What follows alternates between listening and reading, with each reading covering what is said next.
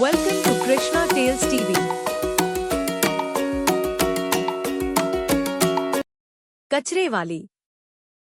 नमिता और उसके mummy papa कचरा उठाने का काम करते हैं, जिस वजह से उनके घर में 2 वक्त के खाने के साथ लोगों की गालियाँ और ताने भी आते हैं। एक दिन नमिता कचरा उठा रही होती है कि तभी फोन में देखते हुए एक आंटी बाहर नमिता से टकरा जाती है। छी छी, ए लड़की, तुम देख कर नहीं चल सकती क्या? पर मैम साहब, मैं तो अपनी जगह पर ही हूँ, आप फोन में देखते हुए चल रही थी। अये, एक कचरे वाली होकर मुझसे सामान लड़ाती है। अब घर जाकर दोबारा ना आना पड़ेगा, पूरा गंदा कर दिया, कितनी बदबू आ रही है। ऐसा बोलती हुए आंटी वहाँ से चली जाती है और उनकी बातों से दुखी नमिता आंखों में आंसू ले काम करती रहती है। इसी तरह दिन बीतते हैं और एक दोपहर नमिता अपनी मस्ती में गाना गुनगुनाते हुए कचरा इकट्ठा कर रही होती है कि तभी जिंदगी एक सफर है सुहाना, यह कल क्या हो किसने जाना, जिंदगी। तभी उसकी टक्कर मोहन से हो जाती है। अरे देख कर काम करो, मुझे माफ कर दीजिए साहब, गलती से टक्कर हो गई, मैंने जानबूझकर कुछ नहीं किया। ऐसा कोई जानबूझकर भला करेगा भी क्यों, कुछ नहीं होता। सोचा नहीं था कि कभी कोई मेरे साथ इतने अच्छे से बात करेगा। अरे जो नहीं करता वो इंसान कहलाने के लायक में, तुम्हें उनके बारे में सोचना तक नहीं चाहिए। मोहन वहाँ से चला जाता है और नमिता उसकी बात को सोचते हुए दोबारा काम पर लग जाती है। इसी तरह समय बीतता रहता है। एक सर्दियों की सुबह कचरा उठाते हुए नमिता ठंड की वजह से पास के घर की सीढ़ियों पर ओफ लेकर बैठ जाती है। कुछ ही देर बाद उस घर की मालकिन वहाँ आ जाती है। हाय तौबा, मेरा सारा घर गंदा कर दिया। अरे मैं घर के सामने गंदगी नहीं होने देती और तू पूरी की पूरी गंदगी मेरे घर की सीढ़ियों पर ही आकर बैठ गई। मालकिन, ठंड बहुत है इसलिए कुछ देर बैठ गई, अभी चली जाती हूँ और सफाई भी कर दूंगी। अरे यहाँ बैठ कर घर पहले ही गंदा कर चुकी है, अब छू कर अशुद्ध भी करना चाहती है। अपनी माँ की चिल्लाने की आवाज सुनकर मोहन घर से बाहर निकल आता है। जहाँ नमिता को देख वो किसी तरह अपनी माँ को शांत करके घर में वापस भेज देता है। मुझे माफ कर दीजिए मालिक, गलती हो गई। प्लीज मुझे मोहन बुलाओ और अपनी माँ की तरफ से मैं माफी मांगता हूँ। अरे नहीं मालिक, लोग वैसे भी हमें इंसान समझते ही कहाँ है, इसलिए अब इन सब की आदत है।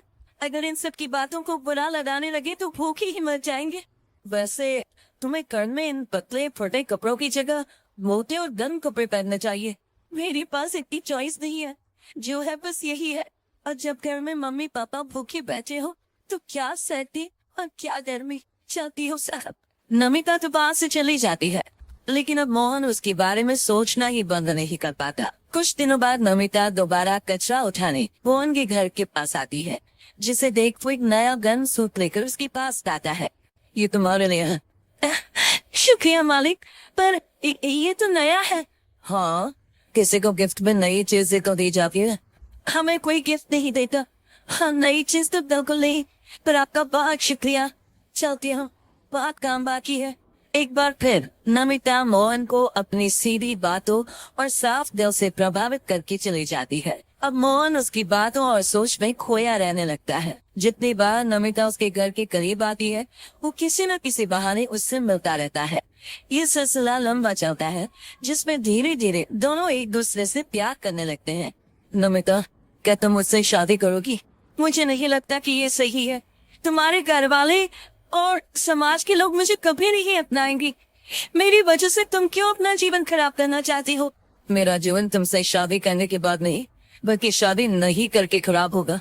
मेरी बात मानो, सब ठीक होगा, भरोसा रखो। मोहन की प्यार और उस पर भरोसे के साथ नमिता शादी के लिए हाँ कह देती है और अगले ही दिन वो दोनों कोर्ट मैरिज कर लेते हैं। इसके बाद मोहन नमिता को लेकर जैसे ही घर पहुंचता है तो वहाँ उसकी मम्मी, जो अपनी सहेलियों के साथ किटी पार्टी कर रही होती है, उन्हें एक साथ देखकर हैरान रह जाती है।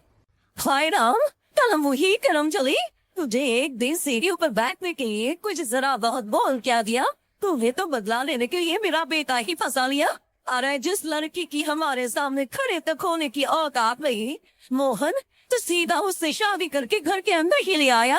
हाय हाय बहन, अब तुम समाज में क्या मुंह दिखाओगी? अरे मेरी बात मानो, अब बाहर निकलना ही बंद कर देना। और दीजिए मेरी माँ का तो पता नहीं, पर आप आज बाहर निकलकर दोबारा इस घर में कदम मत रखना। अरे हम ऐसे कचरे वालों के घर में आकर अपनी इज्जत खराब करने का शौक भी नहीं रखते। अगर यही कचरे वाले आपके घर का कचरा उठाना बंद कर दे तो उस आलीशान मकान में आप 2 दिन भी नहीं रह सकती। पता है क्यों?